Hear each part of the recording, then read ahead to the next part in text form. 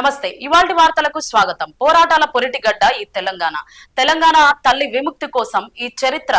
ప్రసవించిన బిడ్డ బీఆర్ఎస్. తెలంగాణ ప్రజల సామాజిక స్థితిగతులను మార్చాలంటే తెలంగాణ రాష్ట్ర ఏర్పాటే చరిత్రక అవసరమని లక్ష్యంగా ఏర్పడ్డ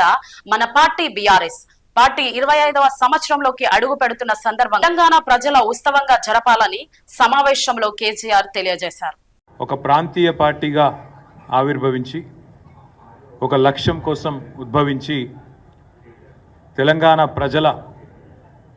సామాజిక స్థితిగతులను కంప్లీట్గా మార్చాలి అంటే తెలంగాణ రాష్ట్ర ఏర్పాటే ఒక చారిత్రక అవసరం అని చెప్పి భావించి ఆనాడు పెద్దలు కేసీఆర్ గారు ఏ మాట అయితే జలదృశ్యంలో పార్టీ ఏర్పాటు నాడు చెప్పినారో దానికి అనుగుణంగా మరి ఈ 25 ఏళ్ళు పూర్తి చేసుకోవడం, 24 ఏళ్ళు పూర్తి చేసుకొని 25వ ఏట పార్టీ అడుగుపెట్టడం అంటే ఇది కేవలం ఒక పార్టీ ఉత్సవంగా కాదు, తెలంగాణ ప్రజల ఉత్సవంగా జరపాలి, తెలంగాణ ప్రజల పండుగలాగా ఈ బీఆర్ఎస్ యొక్క రజతోత్సవ సంవత్సరం జరగాలి అని సమావేశంలో అందరూ కూడా అభిప్రాయపడ్డారు. ఎందుకంటే తెలంగాణ చరిత్ర కనుక చూస్తే ఎన్నో ప్రజాస్వామిక విప్లవ పోరాటాలకు పురిటిగడ్డ తెలంగాణ సాయుధ పోరాటం నుంచి మొదలు పెడితే ఆ తర్వాత జరిగిన పోలీస్ యాక్షన్, ఆ తర్వాత జరిగిన తెలంగాణ తొలిదశ ప్రజా పోరాటం, ఆ తర్వాత అల్టిమేట్గా కేసీఆర్ గారి నాయకత్వంలో 2001వ సంవత్సరం నుంచి ప్రారంభమై 14 సంవత్సరాలు సుదీర్ఘంగా పోరాటం చేసి చివరికి మరి అల్టిమేట్గా కలిసి వచ్చే కాలానికి నడిసొచ్చే కొడుకు వస్తాడన్నట్టుగా మరి తెలంగాణ తల్లి విముక్తి కోసం ఎదురు చూసే క్రమంలో చరిత్ర ప్రసవించిన ఒక బిడ్డ టీఆర్ఎస్. మరి అలాంటి సంస్థ 25 ఏళ్ళు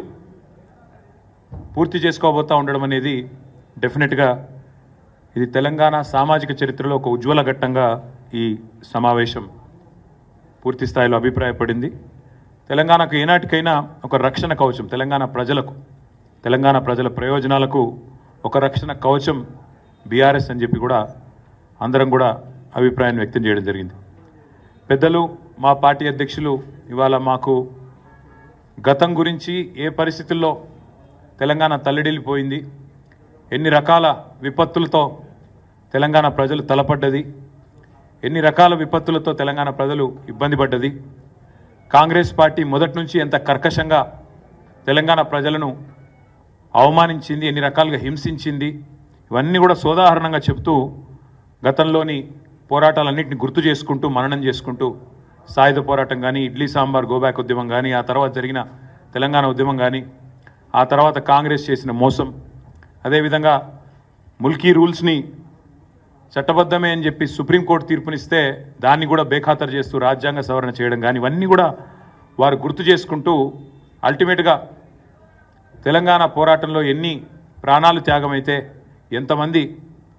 పోరాటం చేస్తే ఈరోజు మనకి రాష్ట్రం వచ్చింది, కేసీఆర్ గారు మా అందరికీ కూడా గతాన్ని గుర్తు చేయడంతో పాటు రాష్ట్రంలో ప్రస్తుత రాజకీయ పరిణామాలను స్పృశిస్తూ పార్టీ తరఫున రాబోయే కాలంలో చేయాల్సిన కార్యక్రమాల విషయంలో కూడా చాలా వివరంగా దిశానిర్దేశం చేసినారు.